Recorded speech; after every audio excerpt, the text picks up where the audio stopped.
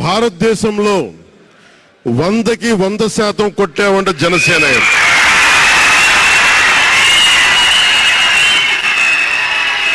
నూటికి నూరు.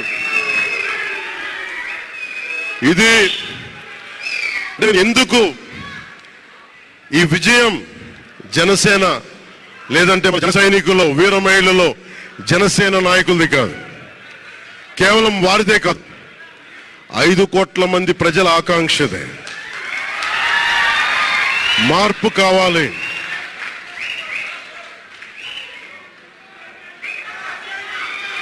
మార్పు కావాలి, పాలన మారాలి. ఇవన్నీ చాలా మంది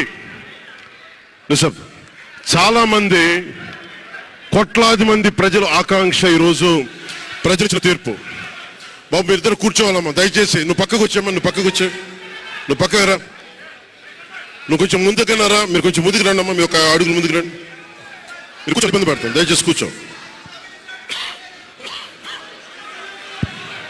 దయచేసి కూర్చోవాలయ్యా, మీరు కూర్చోవాలి. మీరు మొత్తం సభ ఆపేస్తున్నారు. మీరు సాగర్ పక్కన, సాగర్ పక్కన. ఇది మనందరికీ చాలా జాగ్రత్తగా ఉండాల్సిన సమయం. ఇది కక్ష సాధింపుల సమయం కాదు. ఇది ఆంధ్రప్రదేశ్ భవిష్యత్తుకి పునాది, బలమైన పునాది వేసే సమయం. అన్నం పెట్టే రైతుకి అండగా ఉండే సమయం ఇది. రక్షణ లేని ఆడబిడ్డలకి రక్షణ కల్పించే సమయం ఇది. ఆడబిడ్డల్ని, మహిళల్ని వారి కాళ్ళ మీద వాళ్ళు నిలబడగలిగేలా చేసే సమయం ఇది. నేను ఈరోజు ప్రభుత్వ ఉద్యోగులు కూడా మాటిస్తున్నాను. కంట్రిబ్యూటరీ పెన్షన్ స్కీమ్ నేను చెప్పాను, నేను బాధ్యత తీసుకున్నాను, నేను మర్చిపోలా. ఏరు దాటాక తెప్ప తగిలిసే రకం కాదు నేను.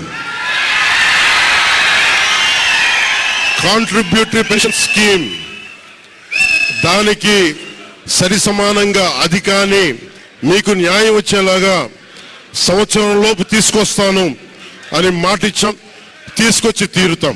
ఆ మాట మీకు ఇస్తున్నాం. మెగా డిఎస్సి నోటిఫికేషన్ విడుదల చేయించే బాధ్యత మనం తీసుకుందాం. యువత విలవిల్లాడిపోతా ఉన్నారు, యువత నలిగిపోతా ఉన్నారు.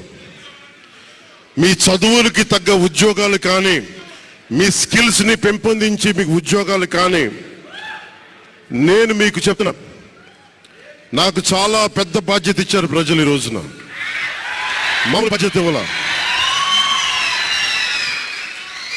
గెలిచింది, పోటీ చేసింది 21, 2 పార్లమెంట్లు గెలిచింది 100కి 100%. కానీ బాధ్యత ఎంత ఉందంటే 175 సీట్లు మనమే గెలిస్తే ఎంత బాధ్యత ఉందో అంత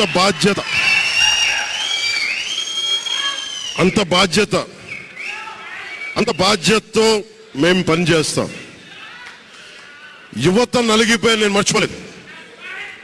ఆడబిడ్డలు ఇబ్బంది పడిపోయారు, మేము మర్చిపోలా. సగటు మధ్యతరగతి మనుషులు నలిగిపోయారు. రోడ్లు వెయ్యేలా గుంతలు వేశారు, అరాచకం చేశారు. అవన్నీ శాంతి భద్రతలు చాలా చాలా బలంగా ఉంటాయి, మీకు నేను మాటిస్తున్నాను. అతి తక్కువ వ్యవస్థల్లో రాజకీయ ప్రమేయం చాలా తక్కువ ఉండేలాగా, అధికారులని వారి పని చేసుకునేలాగా ఈ ప్రభుత్వం ఉంటుంది, కూటమి ప్రభుత్వం ఉంటుంది. రైతుకి కష్టం వస్తే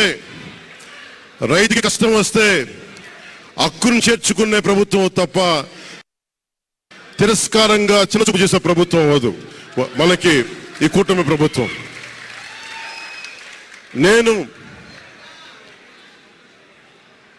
నాకు రాజకీయాల్లో డబ్బు అవసరం లేదు. నేను మీకు మళ్ళీ చెప్తున్నాను. మీకు